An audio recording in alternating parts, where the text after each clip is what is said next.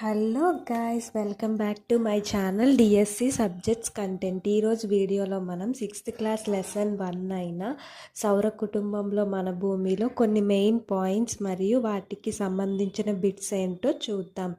First question, సూర్యుడు, చంద్రుడు, రాత్రి ఆకాశంలో మెరుస్తున్న వస్తువులు, భూమి అన్నింటినీ కలిపి ఖగోళ వస్తువులు అంటారు. మనకి క్వశ్చన్ ఎలా వస్తుంది? సూర్యుడు, చంద్రుడు, రాత్రి ఆకాశంలో మెరుస్తున్న వస్తువులు, భూమి అన్నింటినీ కలిపి ఏమంటారు?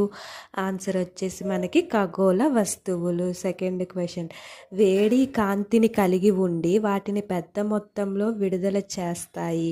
ఈ ఖగోళ వస్తువులను నక్షత్రాలు అంటారు. క్వశ్చన్ ఎలా వస్తుంది మనకి? ఎక్కువ వేడి మరియు కాంతిని పెద్ద మొత్తంలో విడుదల చేసే ఖగోళ వస్తువులను ఏమంటారు? ఆప్షన్ ఏ గ్రహాలు, ఆప్షన్ బి నక్షత్రాలు, ఆప్షన్ సి ఉపగ్రహాలు, ఆప్షన్ డి ఉల్కలు. ఆన్సర్ వచ్చేసి మనకి ఆప్షన్ బి నక్షత్రాలు. థర్డ్ క్వశ్చన్, కొన్ని ఖగోళ వస్తువులు సొంతంగా వేడిని కాంతిని కలిగి ఉండవు. అవి నక్షత్రాల కాంతి చేత వెలుగుతాయి. అవి గ్రహాలు, ఉపగ్రహాలు, గ్రహ శకలాలు, ఉల్కలు, తోకచుక్కలు. క్వశ్చన్ ఎలా వస్తుంది మనకి? గ్రహాలు, ఉపగ్రహాలు, గ్రహ శకలాలు, ఉల్కలు, తోకచుక్కలు ఏ కాంతి ద్వారా వెలుగుతాయి? ఆప్షన్ ఏ గ్రహాలు, ఆప్షన్ బి ఉపగ్రహాలు, ఆప్షన్ సి నక్షత్రాలు, ఆప్షన్ డి ఉల్కలు.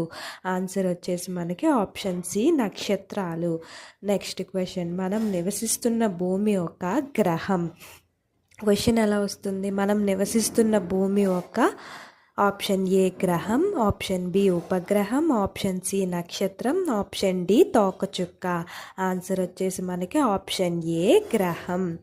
నెక్స్ట్, మనం ఆకాశంలో చూసే చంద్రుడు ఒక ఉపగ్రహం. క్వశ్చన్ ఎలా వస్తుంది?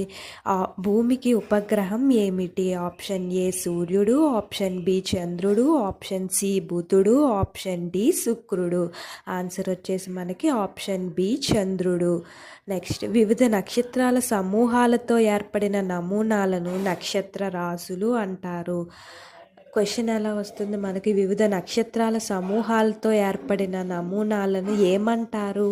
ఆన్సర్ వచ్చేసి మనకి నక్షత్ర రాశులు. నెక్స్ట్, ఉర్సా మేజర్ లేదా బిగ్ బేర్ అనేది అటువంటి ఒక నక్షత్ర రాశి. చాలా తేలికగా గుర్తించదగిన నక్షత్ర రాశుల్లో సప్తర్షి ఒకటి. ఇది 7 నక్షత్రాల సమూహం. క్వశ్చన్ ఎలా వస్తుంది మనకి?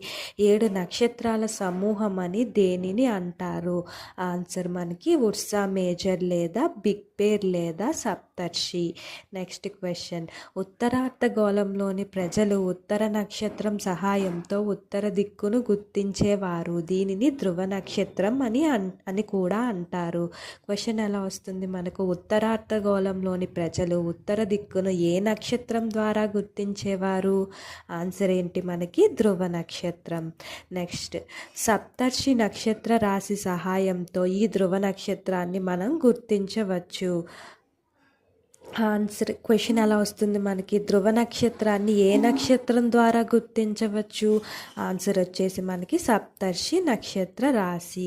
అన్వేషించండిలో ఒక క్వశ్చన్ ఇచ్చారు, అది ఇప్పుడు మీకోసం. ఆన్సర్ తెలిస్తే తప్పకుండా కామెంట్ చేయండి. అంతరిక్షంలోకి వెళ్ళిన మొదటి భారతీయ వ్యోమగామి ఎవరు? ఆన్సర్ తెలిస్తే తప్పకుండా కామెంట్ చేయండి.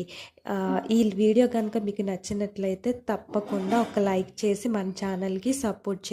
ఇలాంటి మరిన్ని వీడియోస్ కోసం మన ఛానల్ని సబ్స్క్రైబ్ చేసుకోండి.